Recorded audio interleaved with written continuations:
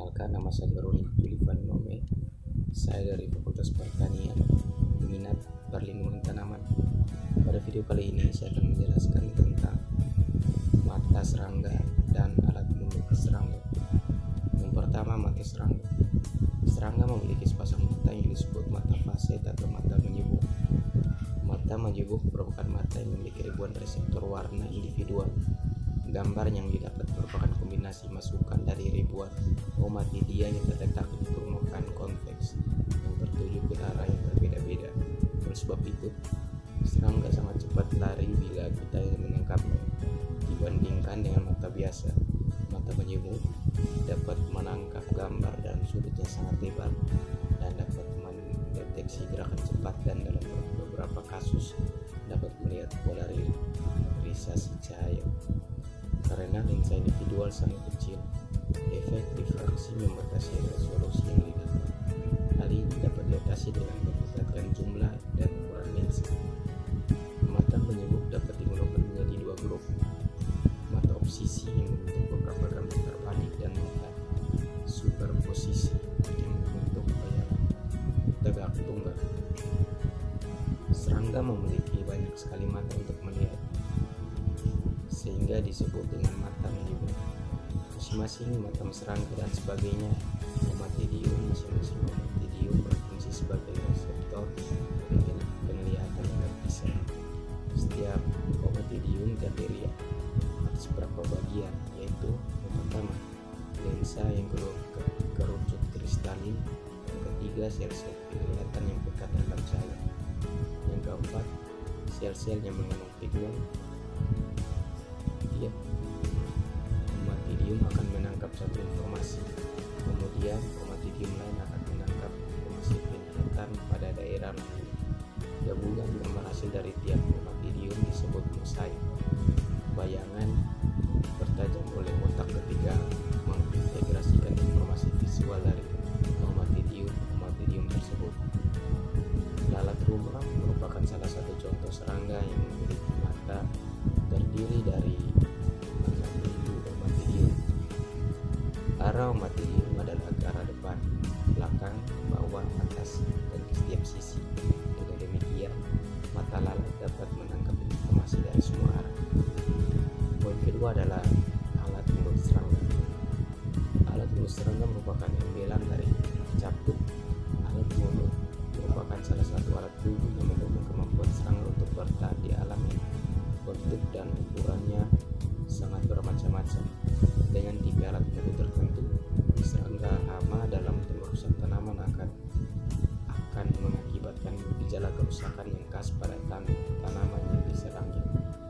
Karena itu, dengan mempelajari berbagai tipe gejala ataupun tanda serangan akan dapat membantu dalam mengenali jenis-jenis hama penyebab yang dijumpai di lapangan. Selain itu, tipe alat mulut dapat pula digunakan untuk menduga cara hidup atau untuk menaksir populasi hama yang bersangkutan. Bagian mulut serangga pada dasarnya terdiri atas satu bibir atas, sepasang rahang, satu hipofaring, sepasang maksila, dan satu bibir bawah. Pada serangga ada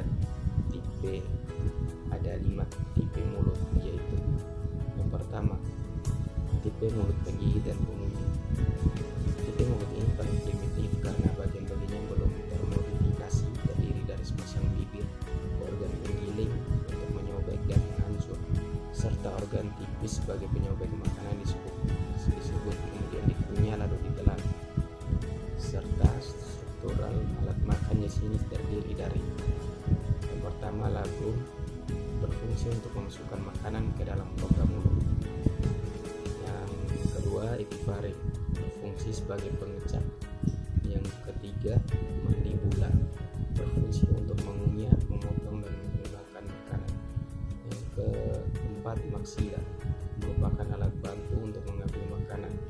Maksila memiliki 4 cabang, yaitu cardo, valgus, laxinia, dan galea.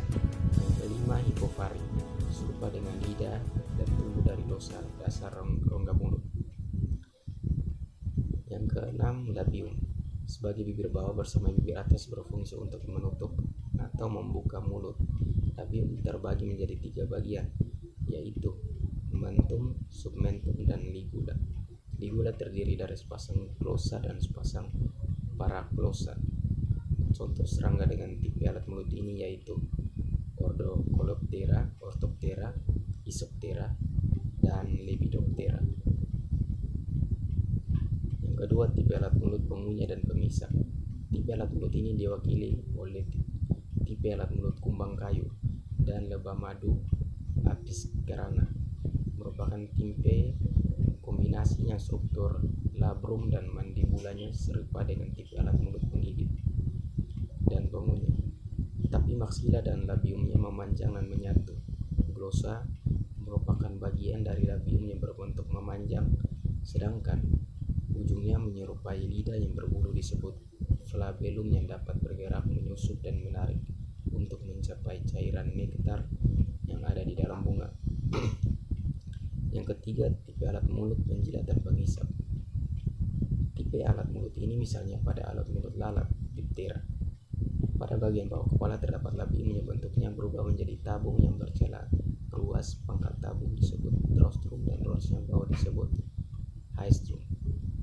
Ujung dari labium ini berbentuk khusus yang berfungsi sebagai pengisap, disebut labellum pada mulut lalat.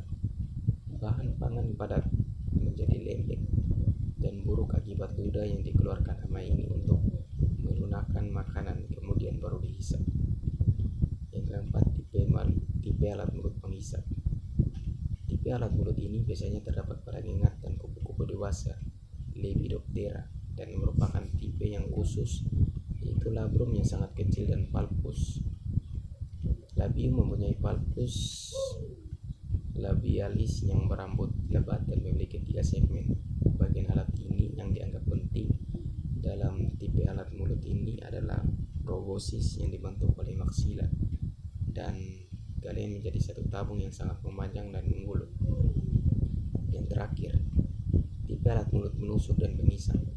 Kepik mempunyai alat mulut menusuk mengisap. Misalnya alat mulut yang paling menonjol adalah legiun yang berfungsi menjadi selongsong stilet atau 4 stilet yang sangat runcing yang berfungsi sebagai alat penusuk dan mengisap cairan tanaman. 4 stilet berasal dari sepasang maksila dan mandibula. Ini merupakan suatu perubahan bentuk dari alat mulut serangga. Sekian dan terima kasih.